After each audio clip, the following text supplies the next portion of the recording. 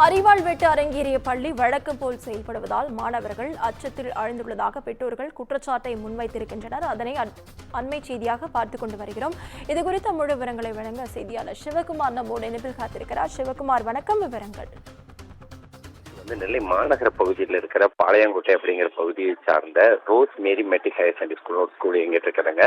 இந்த பள்ளியில 8ஆம் வகுப்பு மாணவர்களுக்குடைய ஏற்பட்ட ஒரு சின்ன தகராறு. அதாவது கடந்த 1.5 மாதங்களுக்கு முன்பு பென்சில் வாங்கிட்டு திரும்ப கொடுக்கல அப்படின்னு சொல்லி 2 மாணவர்களுக்குள்ள ஏற்பட்ட தகராறு காரணமா சக மாணவரை மற்றொரு மாணவர் என்ன பண்றாருன்னா அரிவாள் கொண்டு 4 இடங்கள்ல வெட்டுறாரு.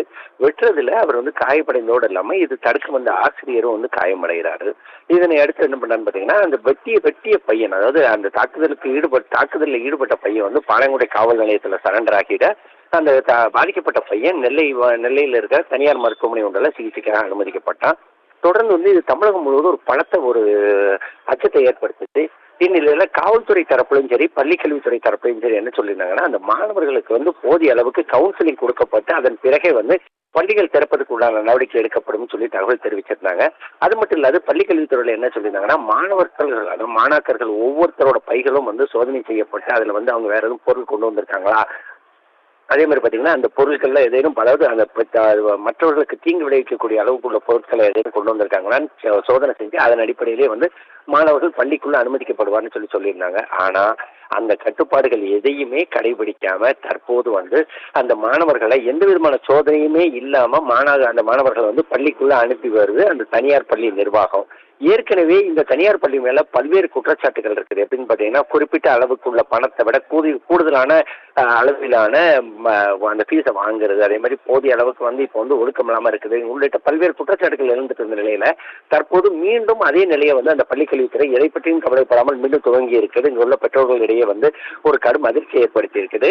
அதே மாதிரி பாத்தீங்கன்னா கடந்த சில வருடங்களுக்கு முன்பு நாங்குநேரியை சார்ந்த மாணவர் ஒருவர், சின்னத்துறை அப்படிங்கிற ஒரு மாணவர் சக மாணவர்களால வெட்டி பயங்கரமா வெட்டப்பட்டாரு. பலத்த சிகிச்சைக்கு பிறகு அதாவது மிக மிக தீவிர சிகிச்சைக்கு பிறகு அவருக்கு தேறி வந்த நிலையில பள்ளியில கவுன்சிலிங் கொடுக்கப்படும் சொல்லி ஏற்கனவே அறிவிச்சிருந்தாங்க. இதன் அடிப்படையில அவ்வப்போது சில இடங்கள்ல நடைபெற்ற ஒரு நிலையில நேற்று நடந்த அந்த வீரியத்தோட தாக்கம் அடங்குவதற்குள்ள எந்த விதமான எதுவுமே இல்லாம, அதாவது எந்த விதமான முன்னெச்சரிக்கை நடவடிக்கையும் இல்லாம மாணாக்கர்களை உள்ள அனுப்புறது உள்ளிட்ட செயல்களை ஈடுபட்டு வருது அந்த தனியார் பள்ளி. இதை மாவட்ட கல்வித்துறை உடனடியாக நடவடிக்கை எடுக்கணும். அதே மாதிரி பாத்தீங்கன்னா மாணாக்கர்களுக்கு கவுன்சிலிங் கொடுக்கறதுக்கு ஏற்பாடுகளை மாவட்ட நிர்வாகமும் சரி பள்ளிக்கல்வித்துறையும் சரி அதே மாதிரி பள்ளி நிர்வாகமும் கொண்டு வரணும் அப்படிங்கறதா இங்க உள்ள பெற்றோரோட கோரிக்கையா இருக்குது. ரவினா, விவரங்களுக்கு நன்றி சிவகுமார்.